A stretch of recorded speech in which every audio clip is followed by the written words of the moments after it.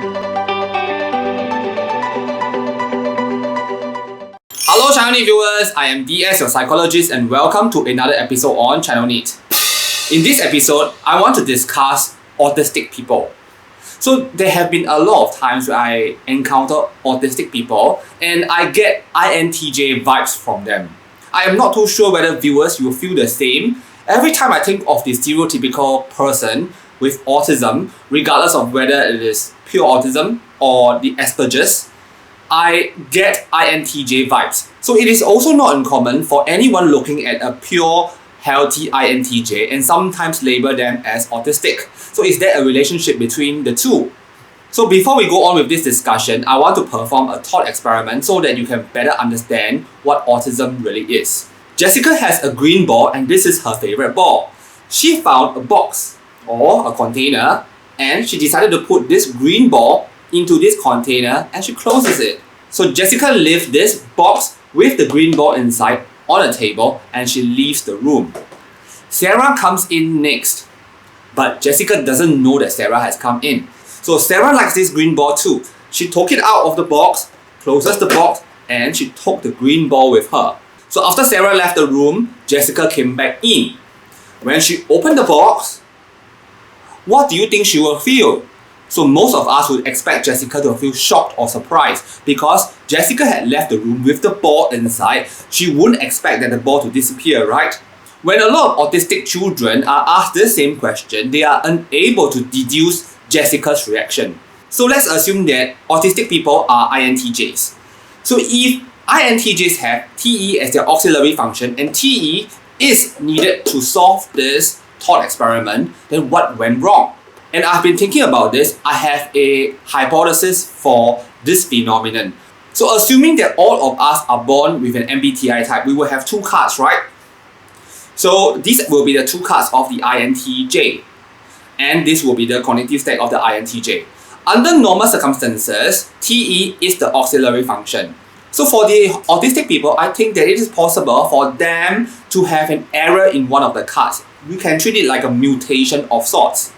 So instead of having TE as the auxiliary function, FI is chosen as the auxiliary function instead. So predominantly, the autistic person may be using NI and FI. It is different from a loop kind of a situation whereby an INTJ goes into a NIFI loop. Because in a NIFI loop, the INTJ is actually unhealthy. They have bypassed the auxiliary function, which is TE. But in my case, I think that there may be an error in the cognitive stacks causing NI and FI to be the dominant and auxiliary function instead.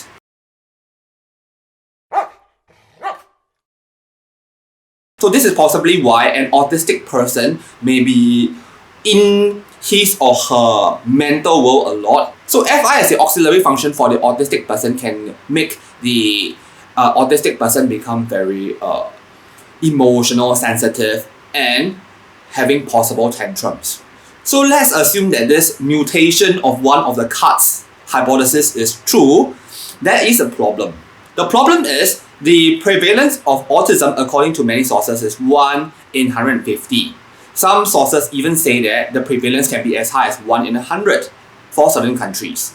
But INTJs only form about 1.5% of the population. So this is very inconsistent, right? So one possibility is that autistic people are never ever typed using MBTI types. So it is possible that autistic people may be excluded from the statistic. However, personally, I think that this may be somewhat unlikely. So if I push this error in cards logic or hypothesis further, I have identified two other possible MBTI types that may have the same problem. First, we must understand that not all autistic people are the same. So if you have been exposed in your life to different autistic people, then you would believe or you would understand that it is highly possible that not all autistic people are INTJs. I personally also believe that there are some autistic people that could be INTPs. So if there is an error in the same way as the INTJ that I've discussed, then TI is the dominant function and SI becomes the auxiliary function for the INTPs with autism.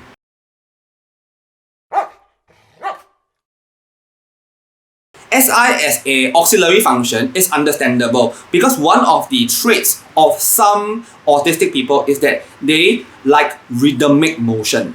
So there might be autistic children that enjoy looking at a fan for hours. This is probably an SI trait as well. Some autistic people like to rock themselves like this, and they can do it for a very long time. Possibly an SI trait. So TI could be a possible trait because there are a lot of autistic people that have been known to be very talented in one area, be it music or mathematics. So for you to be able to think of prime numbers so well, probably I would think that TI could have been the dominant function. So the TI-SI combination could mean that this particular child or autistic individual really enjoys prime numbers, for example, and could spend the entire day solving puzzles with prime numbers.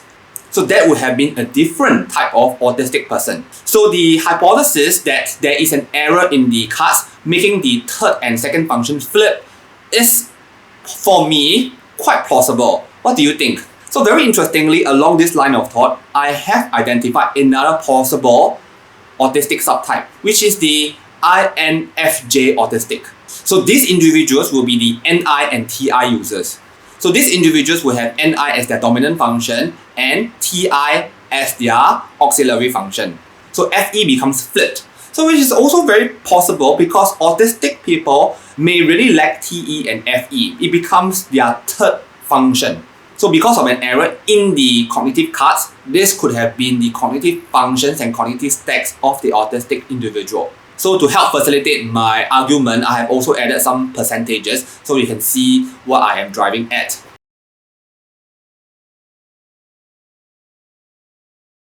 So I think that this is really very different from loop functions. So you cannot see it as like a NITT loop. I'm not too sure whether somebody has given this kind of a hypothesis before. So this is one thing that I came out on my own. A very bold statement. So viewers, what do you think? Do you think I'm talking rubbish or it's actually possible? Do comment below, okay?